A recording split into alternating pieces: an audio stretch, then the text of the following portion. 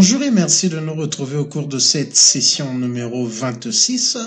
Nous allons faire un récapitulatif sur les câbles, les connecteurs, les cartes réseau et les ports.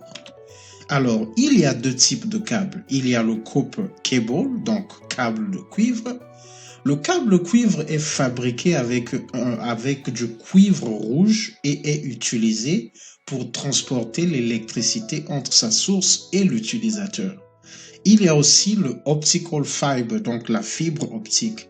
Il transmet les datas en utilisant la lumière. Il est conçu en fibre de verre. Donc ici nous avons deux images. Cette image nous montre une fibre optique et cette image nous montre le copper, donc le câble de cuivre. Les types de copper cable, donc il y en a deux, le STP et le UTP. Il y a deux types de copper cable. Le UTP, donc le Unshielded Twisted Pair, et le STP, donc le Shielded Twisted Pair. Donc le Unshielded Twisted Pair, nous le voyons ici. Donc pour faire la différence, nous pouvons commencer par le Shielded Twisted Pair, où nous voyons qu'il y a comme un conduit en aluminium à l'intérieur, avant, en fait, entre la couche supérieure et les fils de l'intérieur. Par contre, le Unshielded n'a pas ce conduit. Donc, le copper cable, nous allons commencer par le UTP. La paire torsadée non blindée, donc UTP, donc c'est une paire torsadée non blindée en français, est un type de câble en cuivre utilisé dans le câblage téléphonique et les réseaux locaux, donc les LAN, Local Area Network.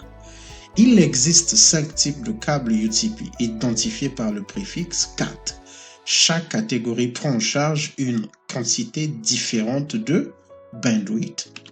Donc ici, il faut préciser que au niveau du CCNA, vous n'avez pas besoin de connaître les détails sur les 4 catégories, mais j'ai mis ça ici juste pour enrichir notre connaissance. Donc, je vais juste parcourir rapidement.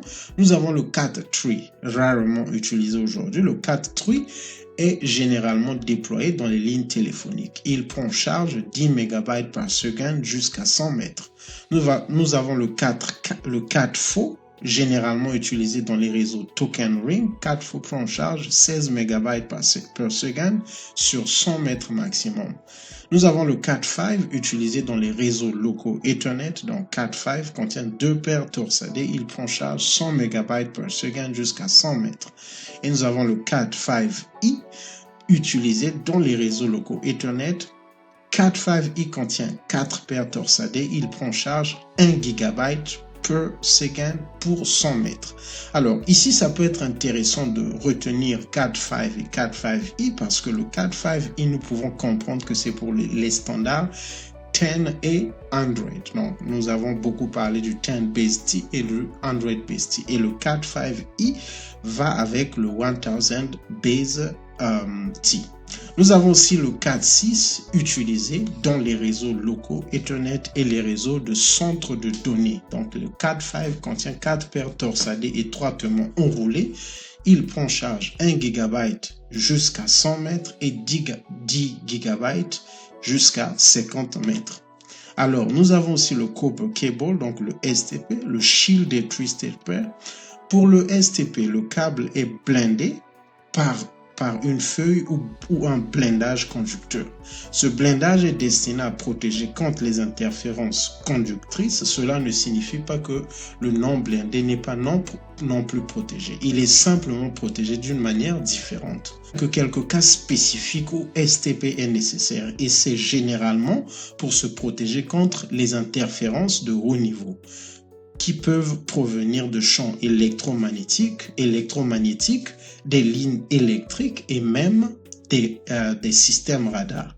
Les câbles STP sont généralement utilisés dans les armoires réseau et dans des situations plus uniques. Donc, généralement, lorsque nous nous retrouvons dans le contexte d'un réseau normal dans un domicile, il s'agira plus d'un câble UTP, donc Unshielded. Donc les STP, c'est pour des cas où vraiment il y a un risque élevé d'interférence électromagnétique.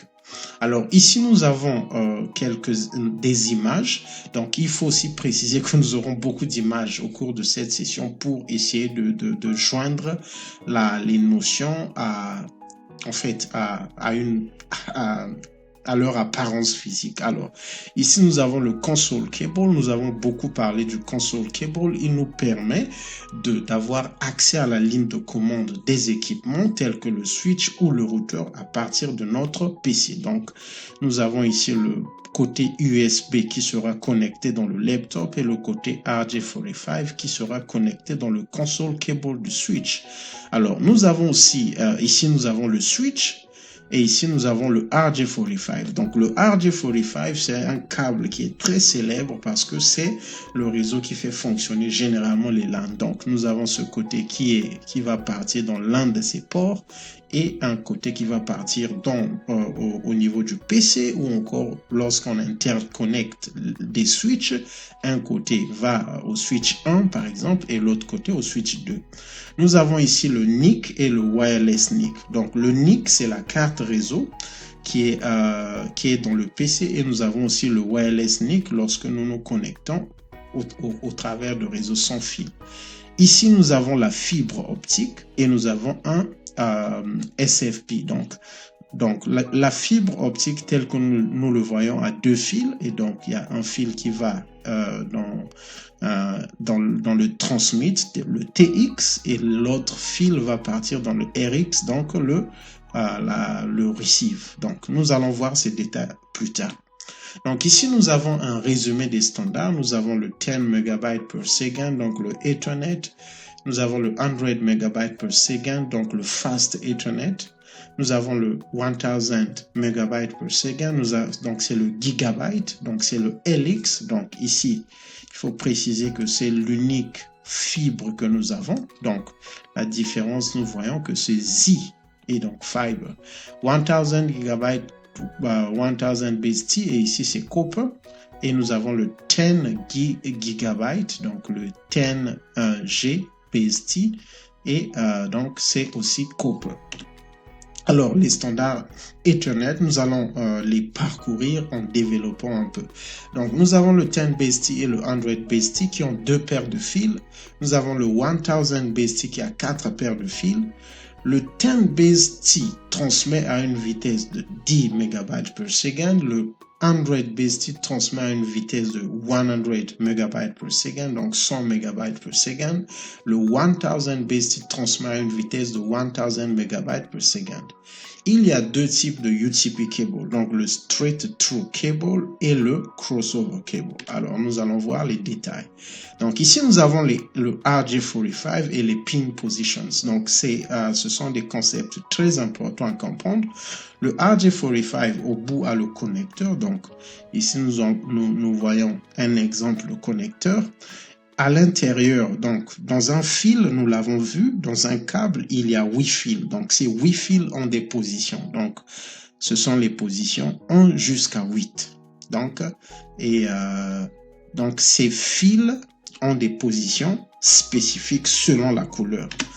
Au niveau du CCNA, nous n'avons pas besoin de connaître en fait, nous n'avons pas besoin de nous référer aux couleurs, mais nous avons plutôt besoin de comprendre quels sont les numéros qui sont utilisés. Nous allons le voir. Donc, la carte réseau Network Interface Card, NIC.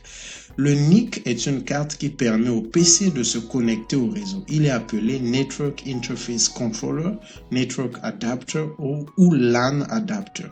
Pour la connexion par Wi-Fi, il y a le wireless NIC qui permet au PC de se connecter au travers d'un modem Wi-Fi. Le NIC et le wireless NIC fonctionnent à la première et deuxième couche du modèle TCP/IP. Alors ici, nous avons encore les pinouts, donc les pinouts pour le straight through et le crossover. Donc le straight through cable 10 et 100 base T, donc le patch cable, il connecte les mêmes pinouts des deux côtés. Donc c'est ce que nous venons de voir ici. Le 1 va au 1, le 2 va au 2 et je pense que nous avons le 3 et le 6. Donc il sert à connecter des équipements qui transmettent à des pinouts différents. il est utilisé pour connecter. Et ça, c'est un élément très important à comprendre. Il faut comprendre. Bon, nous allons souligner qu'en pratique, les câbles ont une technologie, je pense, qui est appelée MDX, qui permet MDIX, donc qui permet au câble de sentir, d'ajuster les positions systématiquement. Donc, mais au niveau du CCNA, Cisco insiste de telle sorte que nous puissions comprendre quels sont les câbles qui connectent quel équipement. Par exemple, de switch à routeur, de switch à PC ou serveur, ou de hub à PC ou serveur. Donc, c'est le straight through cable. Et donc, tel que nous le voyons ici, au transmit, donc d'un côté, nous avons le transmit, et de l'autre côté, ce sera le receive. Donc, un côté va transmettre, va envoyer les datas à partir des positions 1 et 2, et l'autre côté, l'extrémité de la connexion, donc considérons ça comme une connexion,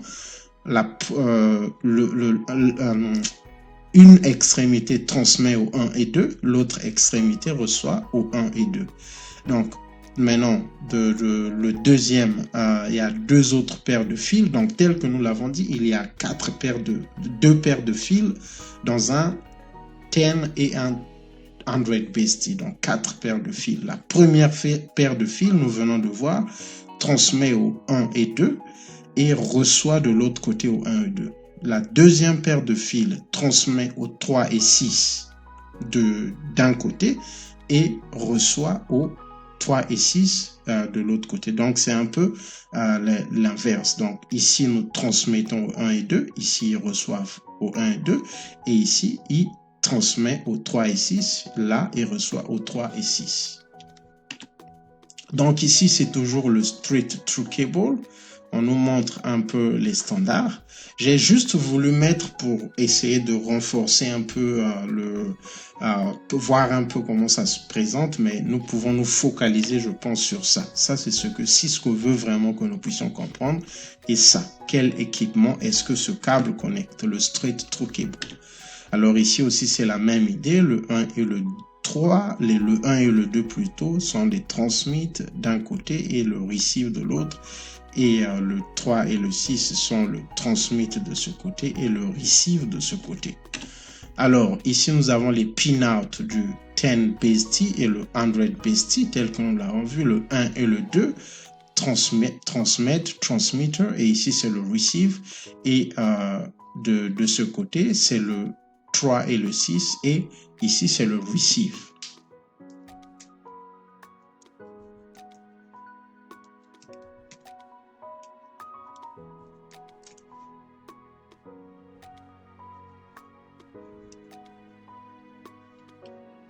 Et l'autre côté sera le receive. Et ici, nous avons maintenant le crossover cable, donc le 10 et le 100 base T.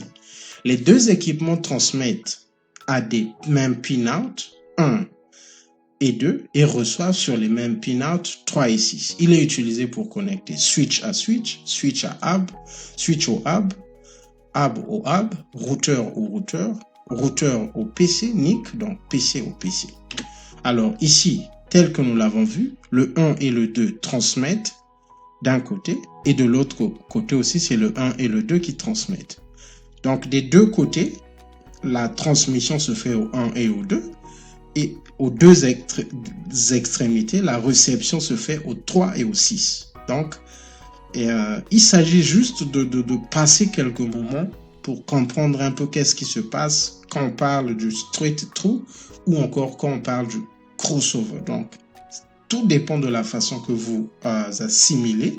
Vous pouvez poser ou encore vous focaliser sur ces images, faire des petits schémas jusqu'à ce que vous puissiez annuler tout doute concernant la disposition de ces câbles. Alors, ici, nous avons le même schéma qui répète, tel que je l'avais dit, cette session, c'est pour un peu rassembler tous les éléments concernant le physique, en fait, la première couche et un peu la deuxième couche. Donc, nous avons ici le straight through cable d'un switch au routeur, straight through cable d'un switch au PC, straight through cable d'un switch au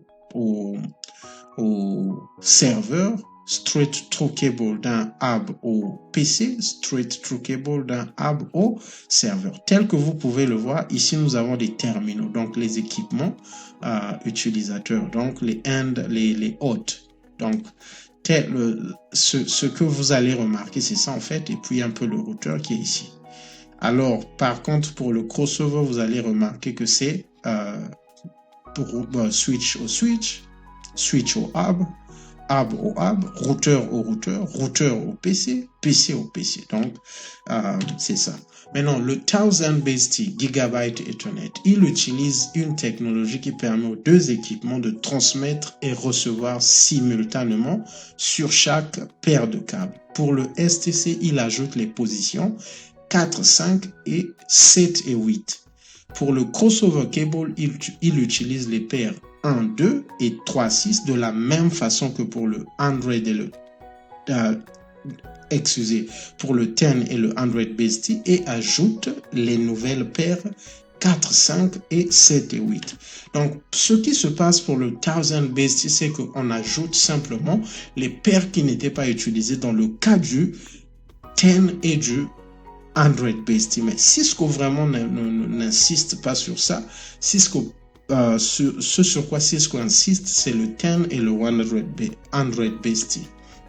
Et ici, nous avons donc les câblages, donc ce qui s'ajoute pour le 1000 base T. Et ici, nous avons le straight through, tel que vous le voyez au niveau, le 1 et le 2, c'est la même chose. Transmit, receive. Le 3 et le 6, c'est la même chose. De ce côté, c'est la réception. Ici, c'est le transmit. Et la même chose se répète sur les paires de fils qui ne sont pas utilisés au niveau du 100 et du 10 base T. Et ici, nous avons la même chose. Les deux premières paires sont utilisées par le 10 et le 100 base T. Et les deux autres paires qui ne sont pas utilisées sont également utilisées. Donc, pour faire la différence, le 10 et le 100 base T n'utilisent que deux paires de fils, alors que le 1000 base T utilise les 4 paires de fils. Donc, tous les 8 fils sont utilisés pour le 1000 base T. Et ici, donc, nous allons passer à la fibre optique. La fibre optique utilise le verre pour transmettre la lumière, transformant cette lumière en valeur 1 et 0. Elle a la capacité de connecter des équipements séparés par une longue distance. Le switch ou le routeur doit avoir le port approprié pour la connexion de la fibre optique. Les ports pour connexion à fibre optique sont appelés SFP ports. On insère les modules SFP dans ces ports. En ce qui concerne les types de câbles, il y a le multi-mode, donc le multimode, et le single mode. Alors ici, nous avons les couches d'une fibre optique. Nous avons le outer jacket, nous avons le strength member, nous avons le secondary buffer, nous avons le primary buffer et nous avons le cabling et le core. La lumière est transmise au travers du core.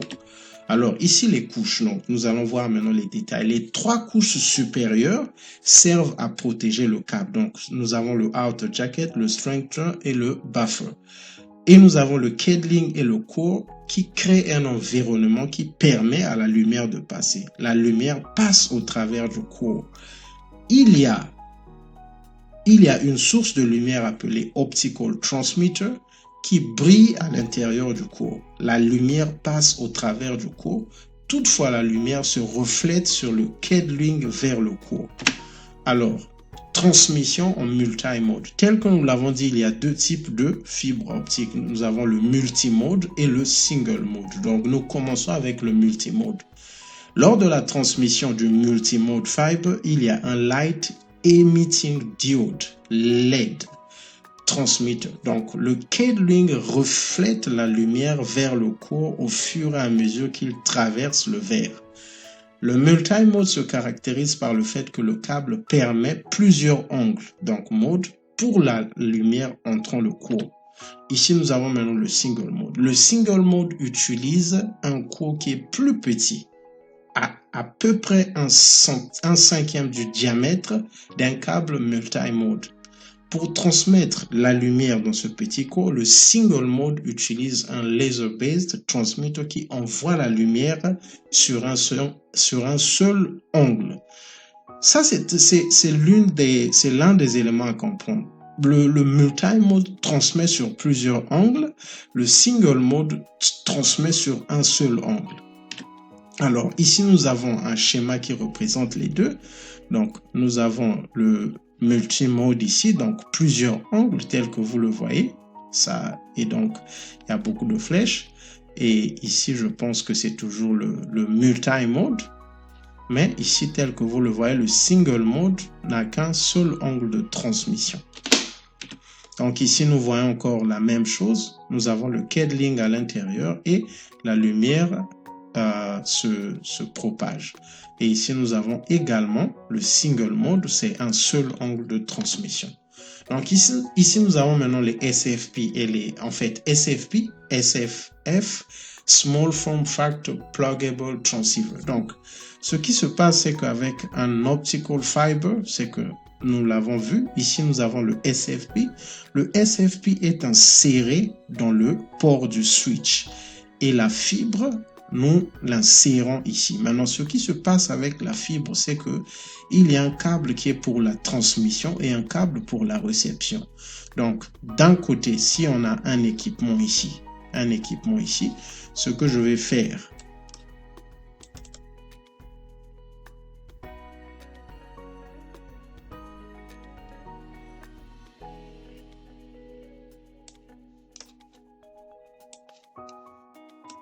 alors, ce qui se passe avec la fibre, c'est que si nous prenons un switch ici, et nous avons aussi un switch ici, il y a un port optique ici, il y a un port optique ici.